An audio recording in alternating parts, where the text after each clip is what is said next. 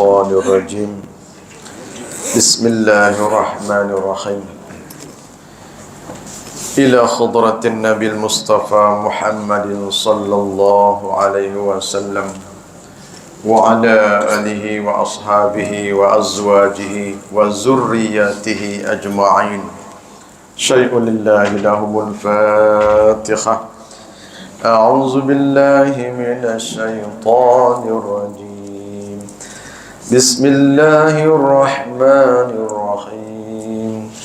الحمد لله رب العالمين الرحمن الرحيم مالك يوم الدين إياك نعبد وإياك نستعين اهدنا الصراط المستقيم صراط الذين أنعمت عليهم غير المغضوب عليهم ولا الضالين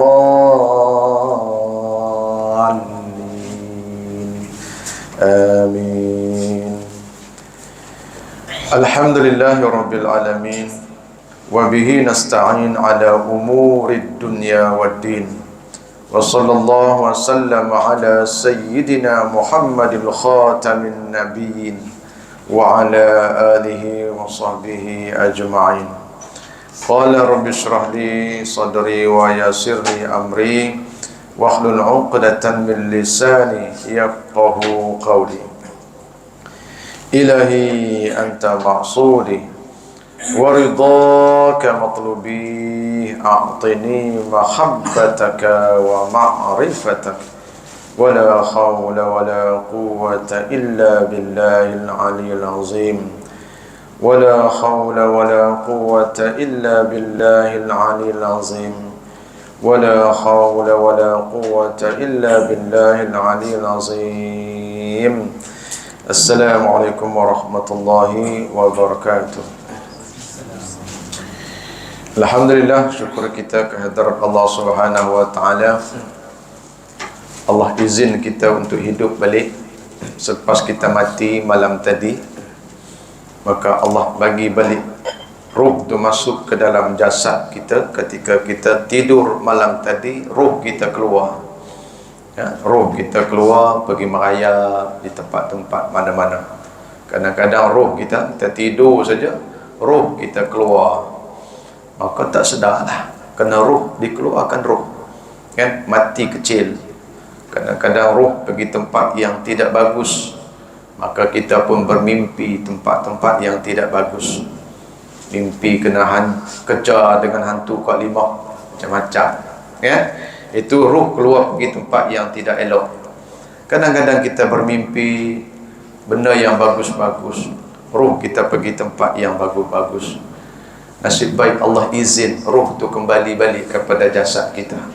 Kalau tidak, matilah kita malam tadi. Itulah last kita.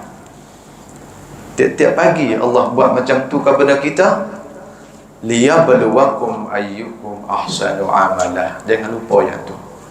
Aku nak tengok sejauh mana kamu nak buat amalan.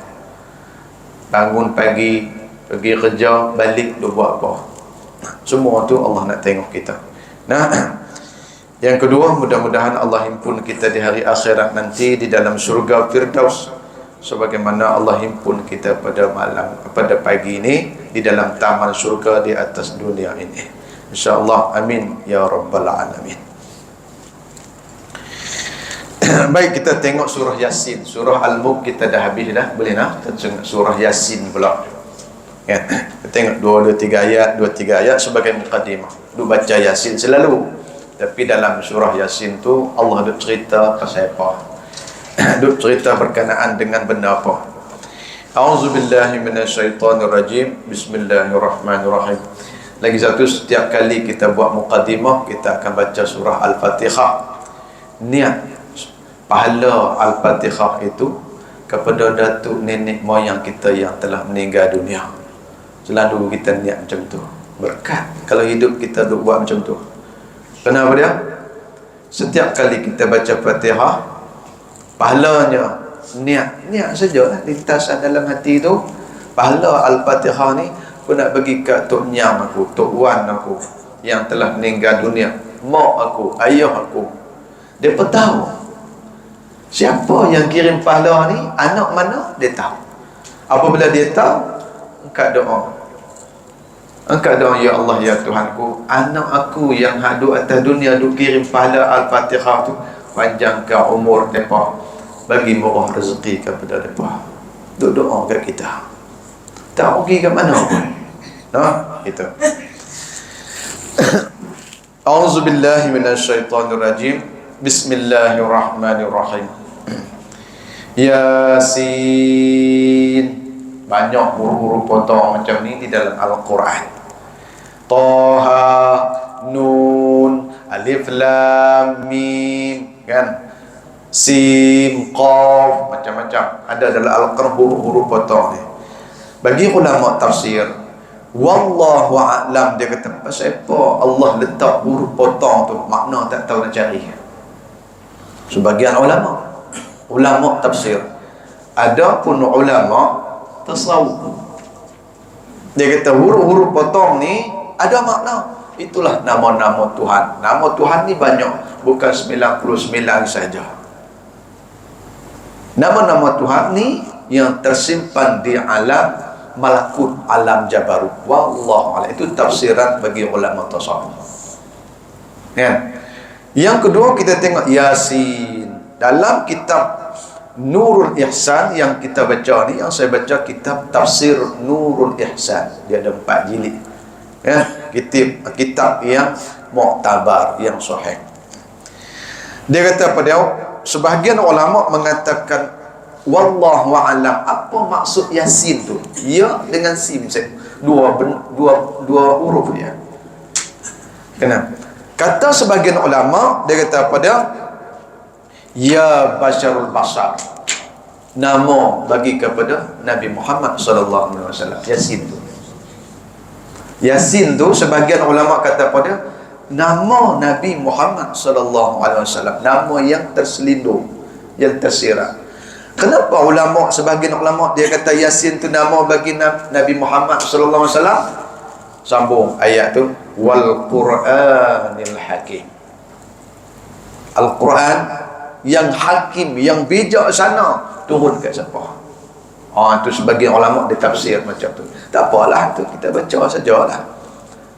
Al-Quran turun kat siapa? Wal Quran, demi Al-Quran yang hakim, innaka laminal mursalin, bagi kepada Rasul.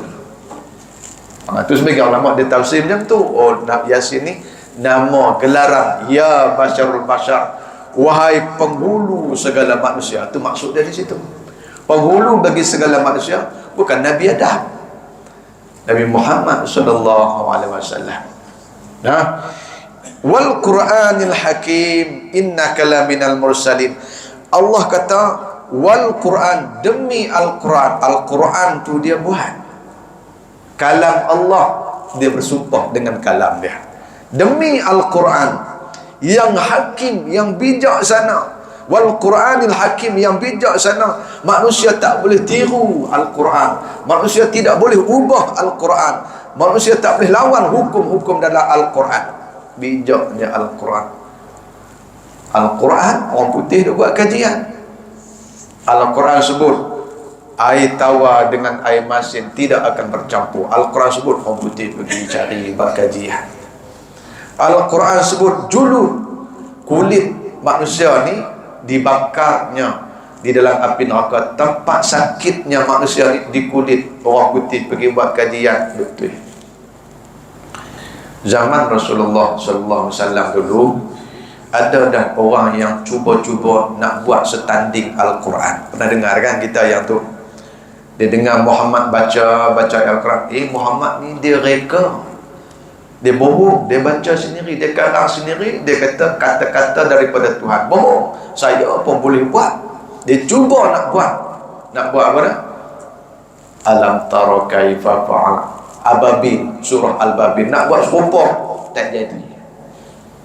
Satu ayat pun tak boleh. Ni lah Allah kata pada Hakim Al-Quran ni, sampai hari kiamat orang nak jatuhkan satu ayat pun tak boleh aku jaga. Tidak seperti mana kitab lain Injil, Zabur. Tengok orang potong sana, potong sini.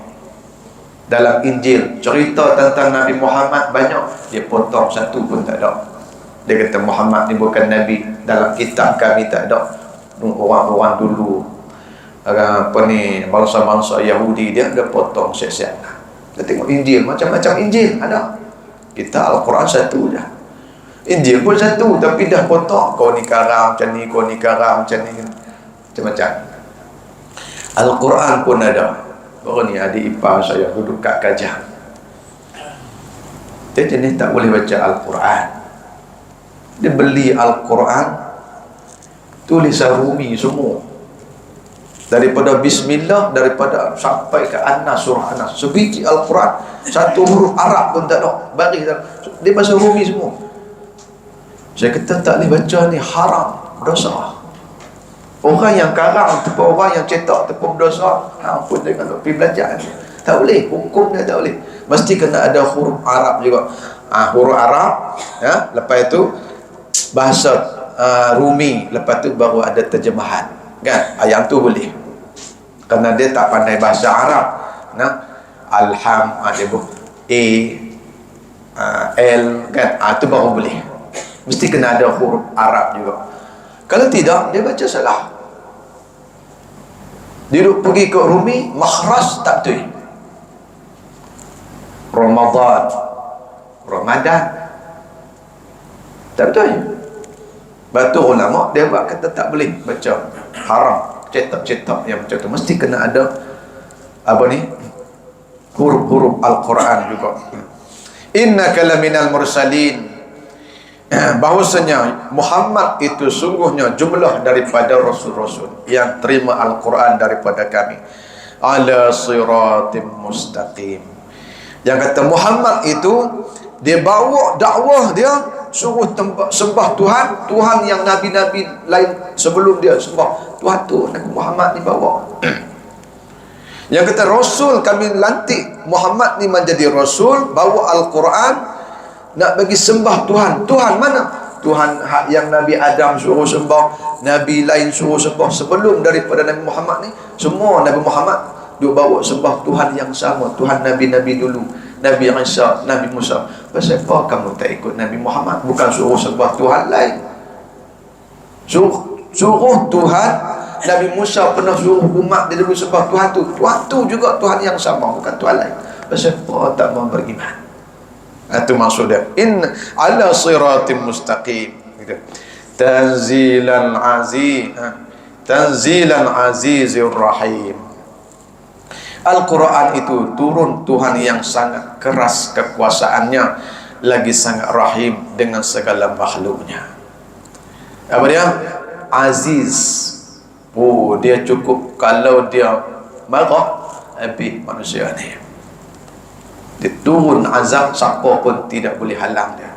Tapi Tuhan ni walaupun dia kekerasan macam tu, nah, hang buatlah dosa banyak mana pun, ampun dia terima dosa.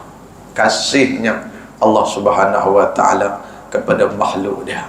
Buatlah dosa macam mana pun, syiriklah macam mana pun, menyesal, angkat doa, taubat, terima dia. Minumlah arak 7 kontena pun, taubat, terima. Berzinalah dengan perempuan 700 orang pun, taubat, terima. Allah, ni yang kata Tuhan. Dia amat sayang kepada makhluk dia. Litunzira qauman ma unzira aba'uhum fahum ghafilun. Siapa supaya engkau wahai Muhammad, aku lantik kamu ni menjadi rasul, aku beri Al-Quran kepada kamu ni untuk paduan, nah, untuk kamu menakutkan bangsa-bangsa Arab yang degil. Manusia yang paling degil bangsa Arab. Ni Al-Quran sebut, tengok bangsa dia, Allahu Akbar, degil, ya. Dialah segala-galanya Allah turun di situ. Allah lantik Nabi Muhammad SAW di kumpulan-kumpulan orang yang degil. Nak dakwah bukan senang. Kita anak seorang kat rumah pun hak degil, pening kepala kita. Bagaimana dengan satu kampung, satu negeri nak memerintah umat yang degil. Itulah kerja Nabi Muhammad sallallahu alaihi wasallam. Dan lagi mereka itu tidak pernah dipertakutkan segala bapak-bapak mereka itu pada zaman fatrah nisbah kepada bangsa Arab, daripada antara Nabi Ismail, Nabi Muhammad dan Nabi Isa alaihi salam kepada Nabi Muhammad sallallahu alaihi wasallam. Allah kata pada dalam ayat ni, maksudnya daripada Nabi Isa, Nabi Muhammad ni keturunan Nabi Ismail. Ya, keturunan Nabi Ismail. Tok nyang dia, tok wan dia Nabi Ibrahim ni turun dia saluran tu, bukan saluran Nabi Allah Yaqub, bukan. Dia saluran sini. Saluran Nabi Allah Ibrahim Ismail. Itu Nabi kita Nabi Muhammad sallallahu alaihi wasallam. Sebab tu sahabat ni tanya, "Ya Rasulullah, duduk di Kaabah," tanya, "Kaabah ni Nabi Ibrahim asas buat. Nabi Ibrahim yang bina dengan Nabi Ismail." Dia kata, "Ya." Macam mana rupa Nabi Ibrahim? Sahabat ditanya Nabi Muhammad sallallahu alaihi wasallam, macam mana rupa Nabi Ibrahim? Nabi jawab apa dia? Nabi kata, kalau nak tengok, kalau nak tahu rupa Nabi Ibrahim ni, tengok muka aku ni. Dia kata, serupa muka aku dengan Nabi Ibrahim, serupa tok nyang aku. Tu dalam Isra dan Mi'raj jumpa dengan Nabi Ibrahim pada langit yang ketujuh. Nanti tu cerita panjang, ada pesanan. Baik. Itu. Nah, kenapa saluran Nabi Ismail, kemudian Nabi Isa, Nabi yang ke-24. Nak adakan Nabi Muhammad sallallahu alaihi wasallam ni ambil masa 600 tahun. 500 tahun baru ada Nabi Muhammad. Jarak dia Nabi Isa, Nabi Muhammad. Nabi Isa Allah angkat naik atas langit, tak ada Nabi.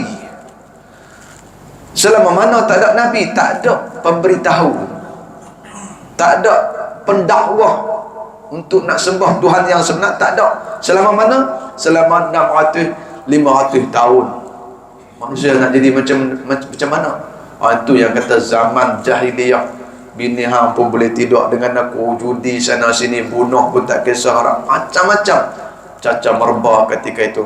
Duk tengah manusia duk caca merba tu, dia bangkit Nabi Muhammad suruh pergi dakwah. Oh, bukan senang, kerja yang sangat susah. Inilah sebab itulah digelar Nabi ini Ulul Azmi. Betul tak? Ulul Azmi, Nabi yang paling banyak sabar, cubaan, dugaan. Nabi Muhammad sallallahu alaihi wasallam, kemudian Nabi Ibrahim, Nabi Musa, Nabi Isa, Nabi Nuh. Ni digelar lima nabi ni, 5 rasul ni digelar Ulul Azmi. Orang yang banyak kena ujian. Allah uji mereka ni banyak. Nabi Muhammad tak tahu berapa banyak, dia lagi banyak. Allah uji dia.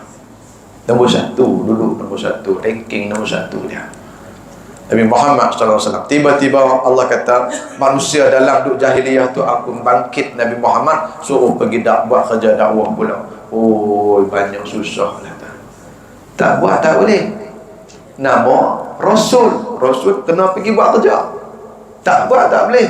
Kalaulah Muhammad ni aku perintah suruh pergi dakwah, turun satu ayat, dia tak baca kepada kaum dia, aku akan koyok Muhammad ni jadi macam kertas, koyok sekeping.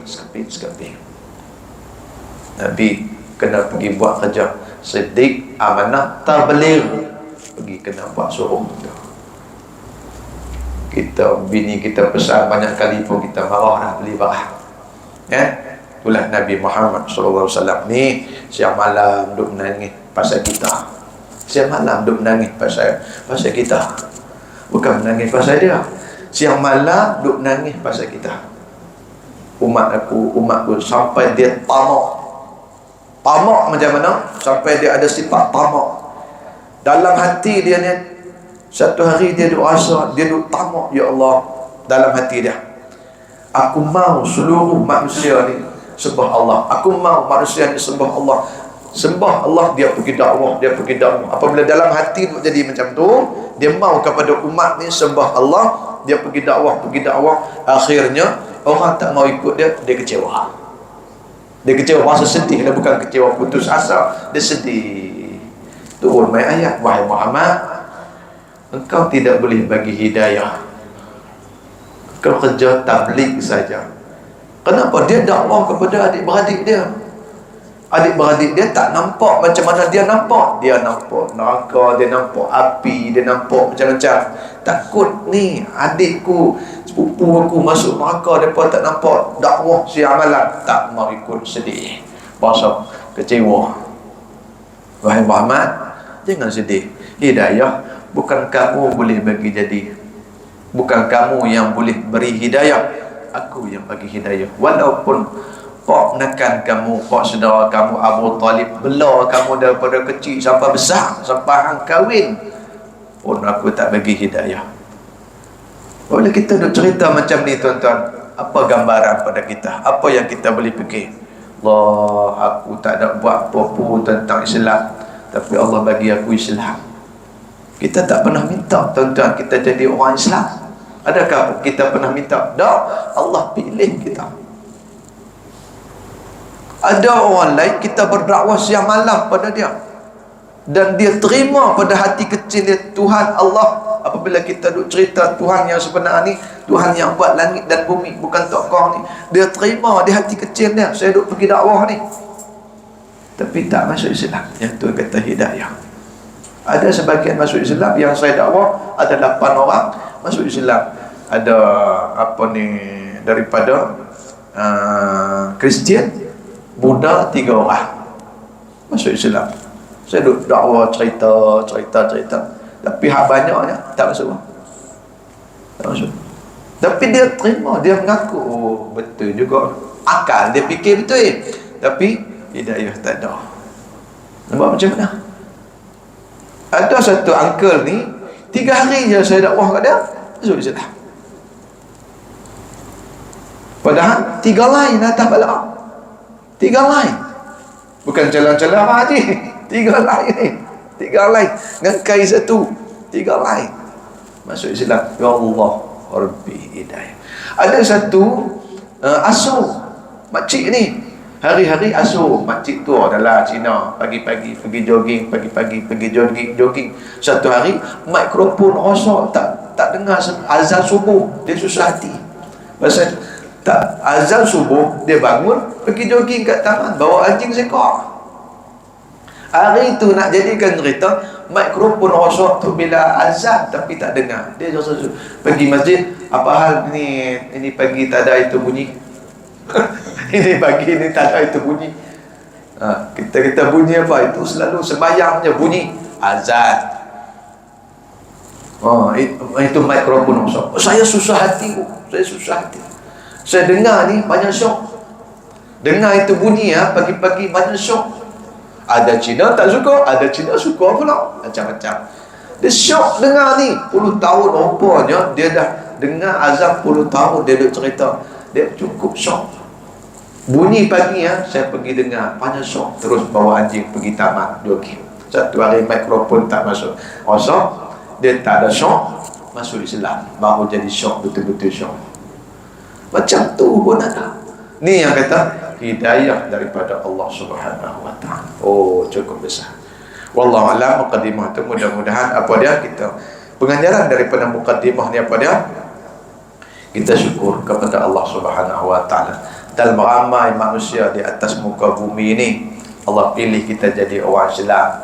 Tak cukup jadi dengan orang Islam dengan beriman, beramal soleh.